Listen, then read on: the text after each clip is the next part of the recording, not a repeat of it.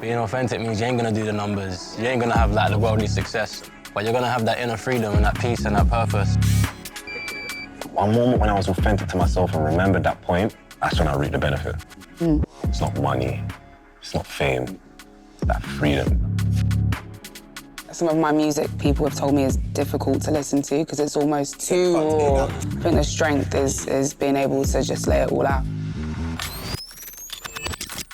The transformation has not been pretty. In that process, I realized that God wanted me to remove my ego.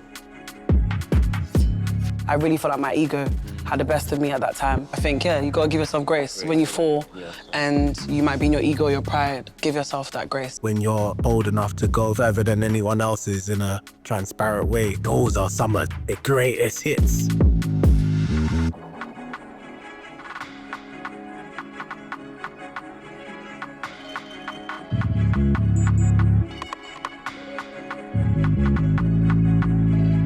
So, authenticity, perception, and identity. Let me ask you guys a question. What is your identity like? Is who you put out and who you are the same person? I mean, I hope so. I mean, there's layers though, isn't there? Yeah. There's definitely layers. Yeah. And that question, I think, is bred from just the fact that we're in a culture where people are constantly questioning how genuine can they be to the public eye? Because listen, in 2025, they're gonna catch you, bro. You can't even wipe your nose in public before they say you got something. You get me? I hear it. So, but yeah, I definitely think we should strive to be. Yeah. But the game that we all play in, it's not just public perception. It's our careers. You know what I mean? So it's a weighty one still. Yeah, it's definitely a weighty one. I feel like, well, in the UK right now anyway, it's very, very easy to be blacklisted, blackballed for whatever. So a lot of people, I believe, are playing poker face. The person that they put out there may not be the best person, but there's a lot of insecurities, anomalies in a person that they've still got to fix up within, innit? I don't know, maybe that's me speaking for myself, but that's what I saw from your question. I agree, man. I agree.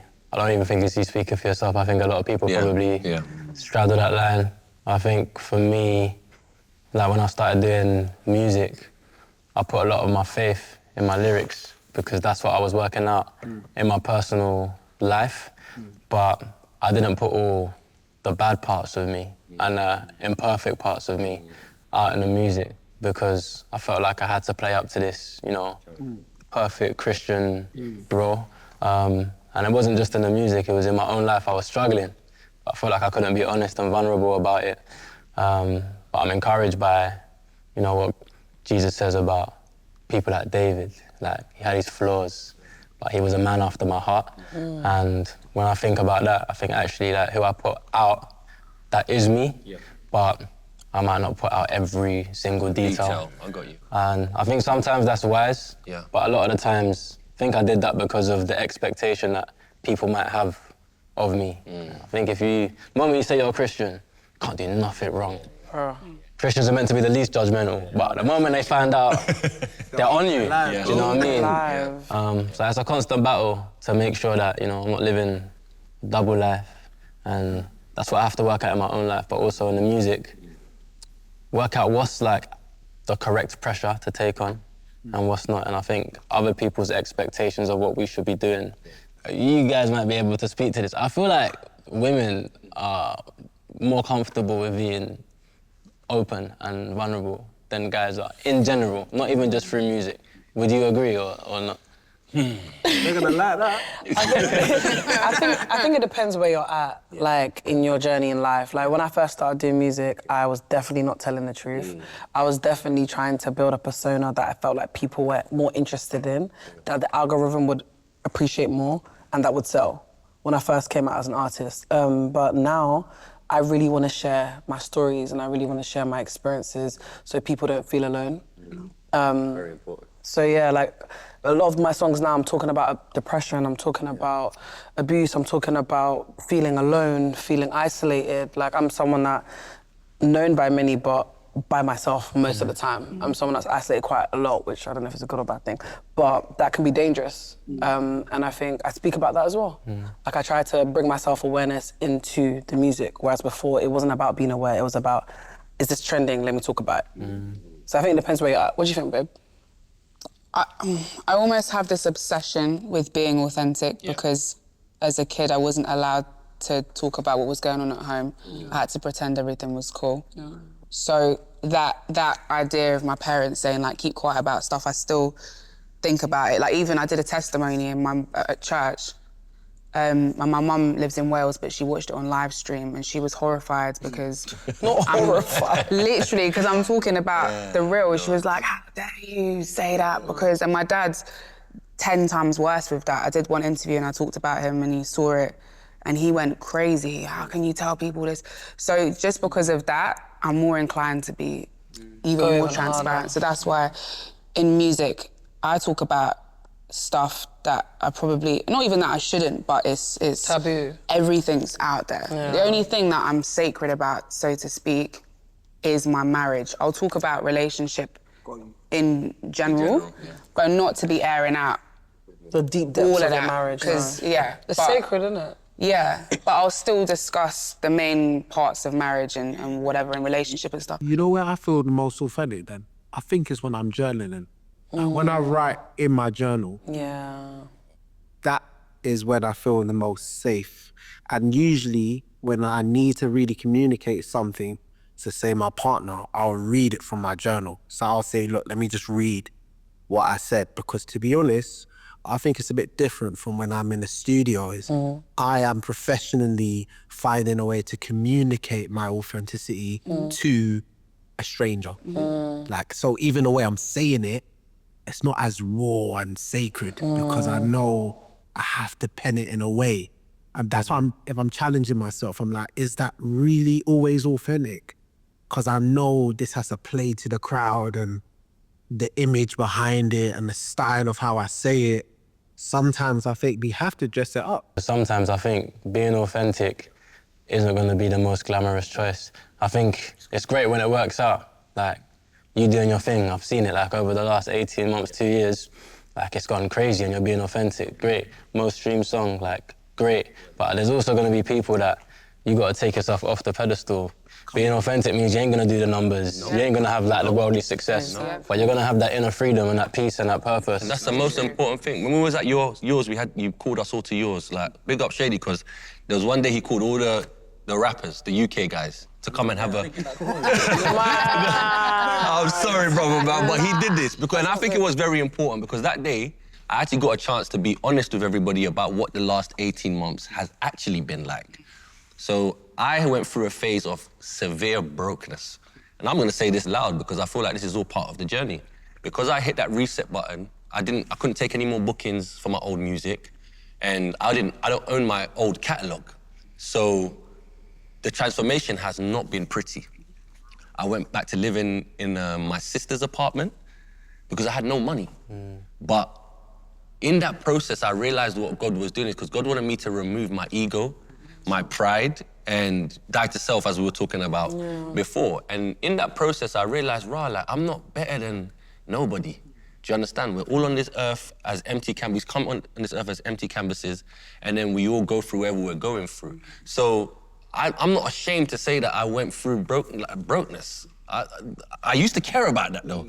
Never would I ever come and sit here with you guys and tell you, my people was buying my shopping for me, but I'll tell you that straight because my brothers were the ones that were holding me up, my aunties, my uncles, my mom and dad. They used to have to take me to Aldi and buy my food shopping for me. But in all of that, I found strength because I realized that's why we have people around us and we have family and we have all of this because we're supposed to be there for each other. So in me being able to be real like that, I know there's loads of other people that feel like, you know what, I'm gonna be straightforward about this. I see so many people in my church now, because of me being real and saying, I went through this phase where I didn't have money and this, that, they feel more comfortable to come and talk to me. And if they need help, they can ask for help. Do you understand? Whereas before, I would have hidden it. And I would have sat there going through all of that, not knowing I can be free about that. So for me, I think there's freedom in being truthful, in being honest and tell people what you're going through. I'm not saying expose things that don't need to be that don't need to be exposed, but also don't hide the downtime, because that could be somebody's inspiration, somebody that needs to hear that their good days are gonna come. Do you understand? So I'm very raw, I'm very straightforward about it. So obviously a lot of people know my situation. I was going to prison.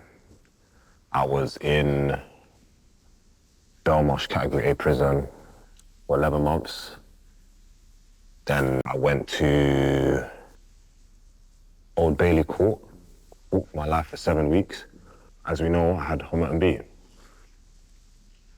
I feel like as an artist, I reaped a lot of the benefits, the fruits of it, you know? The lifestyle, the women, a lot of the glory I was enjoying until, remember you said it in the first stage, God sometimes will take that glory away from you.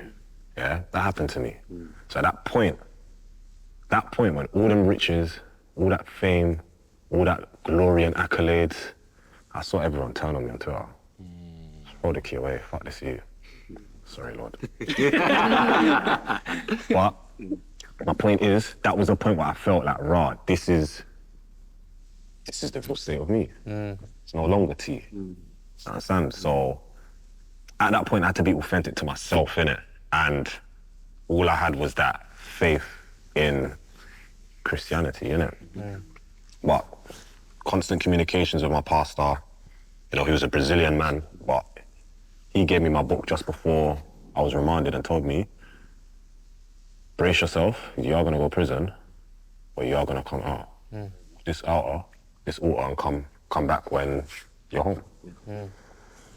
I just thought to myself, rah, is this really true? Cool, but I knew where my faith was, you know?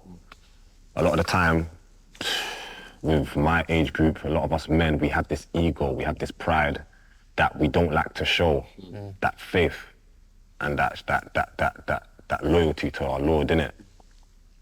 One moment when I was authentic to myself and remembered that point, because when I was rapping before I didn't, that's when I reaped the benefit. It's not money, it's not fame, it's that freedom, you understand? And even though I knew, and the Lord knew, like, man's innocent in the situation, like,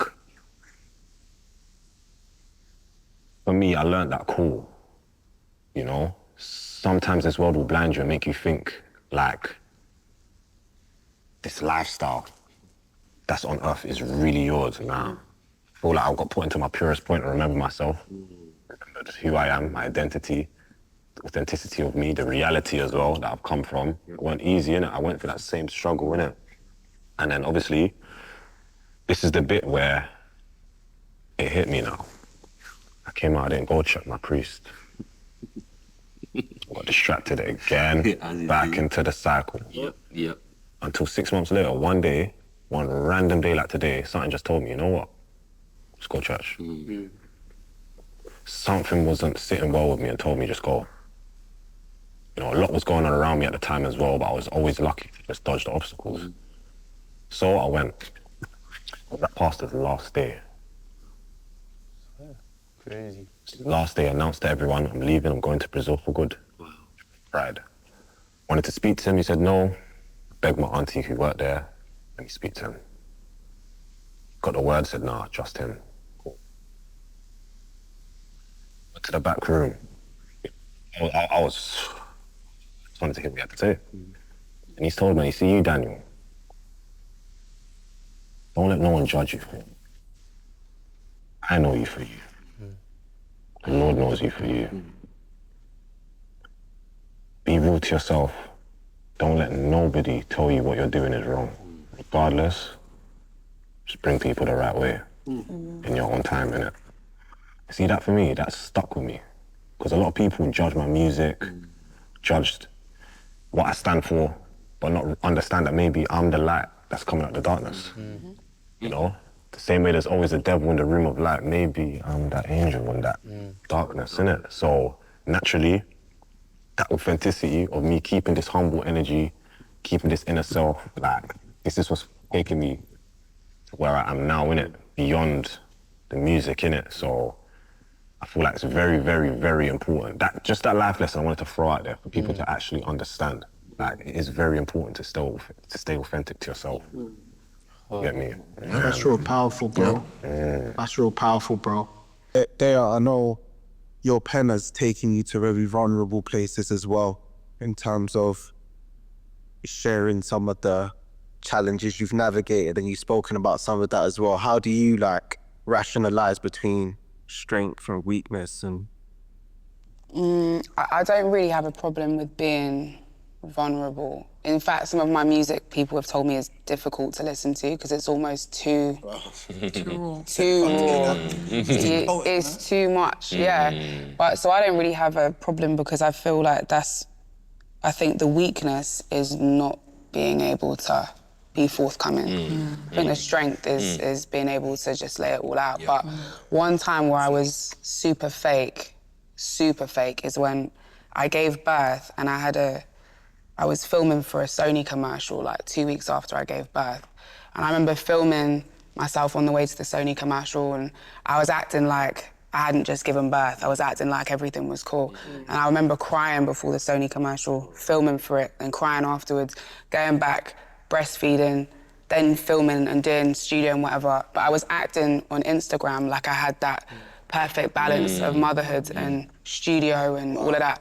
But actually, it was the hardest struggle to balance. And because of the industry and my manager, I thought being a mother was a weakness. So I never wanted to admit that actually I've literally been awake all night and I'm blessed my husband can stay home and I can go and film, but I actually just want to be at home with my child kind of thing.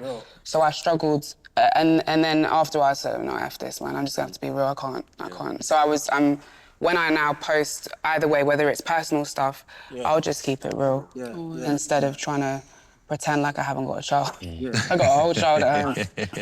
So, materialism, how do you feel towards it and how do you think it works with faith, your faith? What's your opinion? I think because I started in church quite early, I always knew what my identity should be in. But I guess being somewhat successful in music, you start off in this small church room and then next thing, you might be at the mobiles. You're on a red carpet. I'm wearing maybe, I don't know what I was wearing. Like, you know. Let's say a humble fit. Humble. And the man them comes, you know what I'm saying? Got the rollies, the APs, and all of a sudden you're looking sideways. You know what your identity should be in. But because you're around this stuff all the time, it starts to seep in. And I think I had that full sense of security that, like, I'm a Christian, man. I know this stuff. All of a sudden, I'm at a jeweler's getting a rollie. And I'm like, I'm not rich like that, bro. So what am I doing? I'm driving a Q5. Why do I need, like, the Nissan Qashqai is calm, bro? Do you know what I mean? Kids can fit in the same way. And I think there's nothing wrong with enjoying nice things, but when I really had to sit down, and it wasn't me that sat down, I went through a difficult time in my marriage where I had to, separate from my wife, and things were looking real tough. And I'm looking around, Rolex is there. This don't mean nothing, man. I'd rather have my family together. And it starts to put things into perspective. And I think so often I've never been judgmental, but I've always looked at rappers that might be talking about the money and I think just because I'm not doing that, I'm good. But actually, I'm a human being, man, and I've got flaws and weaknesses. And I was humbled in a rough way. And I think, to what you were saying, I just need to make sure that when things get back to a good place, I don't fall back into it and I remember it. You know what I mean? Thanks. Wow. Oof. This table is deeper, man. This table is deeper, man. I mean, firstly, I think some of the topics we're touching on is definitely resonating with me. But like, just for a moment, just from another perspective, like, some of us are rapping offline, about this topic. And it's like, for me, it's money isn't the root of all evil, it's the love of it. So I think having an appetite for material things, there's nothing wrong with it. It's just where the appetite is coming from, you know what I mean? So the new me realizes that there is strength in weakness.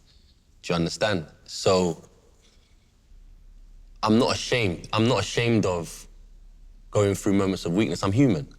Do you understand? And I'm only human. No matter how strong I think I am, no matter what I think I have going for me, I am just a human being who, without the strength of the Lord or the love of the Lord, I would have folded 100 times over before. Do you understand? And because I feel like we are who we are, we kind of have a responsibility, whether we like it or not, to show people that we also have weaknesses. Do you understand? And to let people know it's actually okay to go through rough patches or go through moments of weakness, because I feel like the world tries to paint a picture that people are perfect. And I don't think that's real. And it makes things very hard for people, especially because they look up to people like us. They look up to who their favorite musicians are, favorite whoever it is, and look at them and feel like, oh, their life's ideal. So therefore it makes their way of living very unrealistic, because they feel like, why is it that they live like that and everything seems to be good for them and I don't get that? And that's just unnecessary pressure that people have to put on themselves because people are faking that they live a perfect life. And I as I said, I love humans so much that I don't want someone to look at me and think, Eugy always has it good, so therefore I have to force myself to be good all the time, even when I'm not good. I'd rather show the fact that, yo, Eugy has weaknesses too. I go through stuff because that might inspire somebody else to free a pressure off their shoulders or off their lives. So old Eugy would have painted the picture that everything was good. Me now, I'm gonna tell you exactly how it is. I'm gonna express my downfalls, as long as I don't think it's gonna be hazardous. Do you understand? Because you have to operate in wisdom. But I'm not scared to show my weakness now, because I feel like, especially on the path I'm on now, showing that weakness allows the room for when you get strong again. It provides hope for people. That's true. I know how people view me as this like perfect guy, almost like the poster boy for Christian rap in a way in this country. Yeah. And the weakness is my imperfection. And my ego doesn't want to let people know that I'm imperfect. But I'm a human being, and you know, the Bible says when I'm weak, he is strong. Yep. And so it's about not relying on my own strength and almost embracing my imperfection. Do you know what I'm saying? And just saying, God, like, this is me, regardless of what people think. I know your plan for me is still alive and breathing, and there's more to life. So there's that thing of holding my licks, taking responsibility, do you know what I'm saying? But also not giving up. But yeah, ego is something I battle every day, bro. Every day. It's crazy because it's like, there's a saying where you have to say, like, ego is like the giant, like in the mirror, like seeing yourself in the mirror, seeing a giant. But even seeing you speak, it's like there's an even greater giant behind ego, which is something that's so more powerful and people can draw from and look to. You know what I mean? That ego we think we're so big in our eyes, but when you can beat that Goliath, and it's like, bro, different. Look how great you can truly be when you push ego to the side. You know what I mean? And I don't know if anyone wants to just speak into that, like where they've needed to push it to the side and they found something even bigger as a turn up. I think for me, in 2020, I went on like this TV show and I ended up being in a girl group. I got put in a girl group by Little Mix. And I was, in my head, the main character of my life before that point. So, and I always said I'd never be in a girl group. No, that can never be me. But at the time, COVID had just hit. And at the time, my management, everything was kind of falling apart. And this opportunity came, and I was like, this is a good opportunity for me. Like, maybe I should take it. I don't know when the next big opportunity is gonna come. Took it, joined the group, but my ego got in the way of it. And I've actually never spoken about this. And I'm sure the girls in the group are gonna probably be shocked they see me speak about this, but I wanted to be the main character. I wanted to be the Beyonce of the group. And at the time, I didn't think that's what it was. I just thought I was better. That's just the truth. And I wasn't, because there was a lot of talented girls in that group, and they're all doing amazing things right now. But at the time, I was just like, I need to be at the front, I need to be in the middle. I didn't say these things, but my actions, you know, you've been saying not everything's words. My actions, my demeanor, my responses, how I'd react to different things. And long story short, like, once the show had ended, we'd obviously been offered a contract to like, keep being in a group and stuff. And like we'd be in sessions and stuff and we'd make songs together and I'd want all the main parts, but again, I wouldn't say anything. But then there was this one song, because at the time we were still making individual music and writing for other people. And I wrote this song and it was called No Pressure. It was a banging song, beautiful song, but I wanted it to myself. And I didn't want to give it away. At the time, the management that we had was like, this song is too hard, we need it for the group. I was like, no. Me and him were battling this for at least a whole month. All of a sudden, I start getting messages from the other girls, oh my gosh, I've got ideas for the music video. I said, huh? You've got ideas for the music video? This is my song. Like, I became very territorial over it. I was like, this is for me. This blessing's for me. This banger's for me. It's not for anyone. And I was just me. And I think about that song all the time. And I think about how great that could have been. But that situation was the demise of that group. That group broke up because of that song. I've never taken ownership or accountability for this publicly, but I really felt like my ego had the best of me at that time. And when I came out of that group, my whole career crumbled. Everything that I thought was so great before went down. Losing followers, wasn't getting brand deals, wasn't getting opportunities. All the things I thought made me so special and so big and so great were nowhere to be seen. And then I started seeing other people that were in the group get those things. And I was jealous, I'll be real. I was envious of the situation, because I just thought, I swear I'm better. Like, what do you mean? I've been doing this the longest. Like, what do you mean? And my ego really took the lead. And looking back on it now, I wish I didn't handle it that way. Like, the group might have still maybe disbanded, but I wish it wasn't in my hands. And I wish I was probably closer to God in that time. I wish I seeked his face a bit more.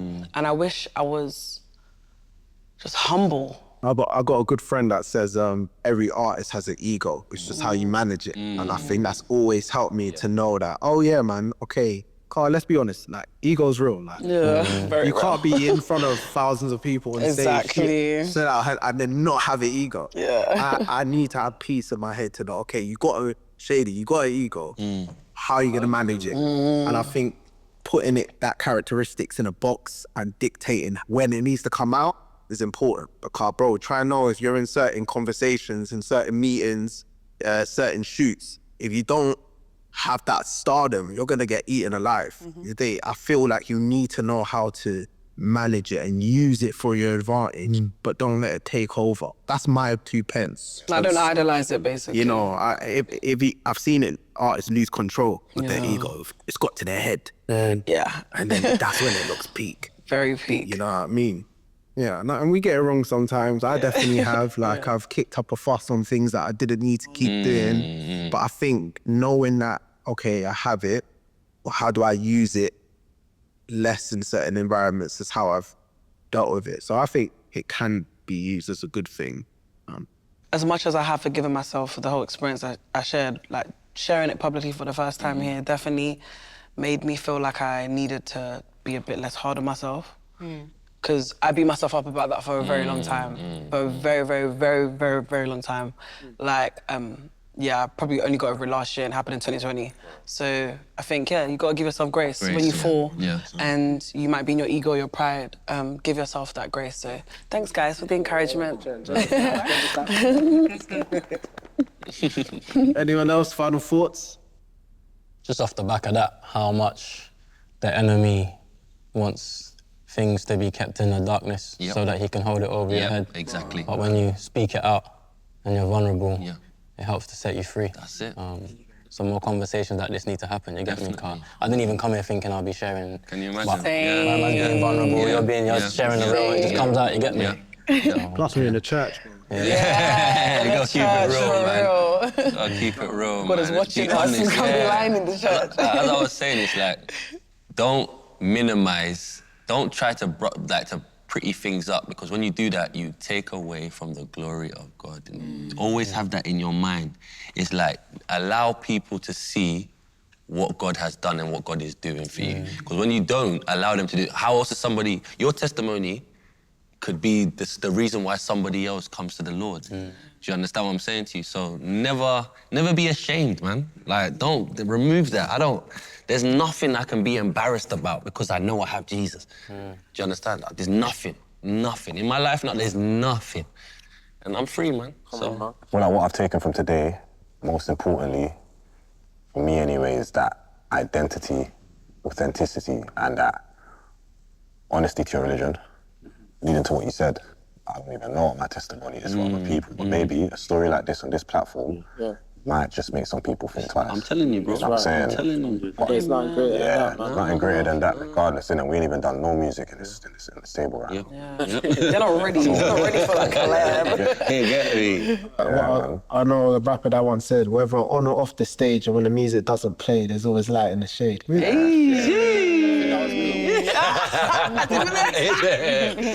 Shady.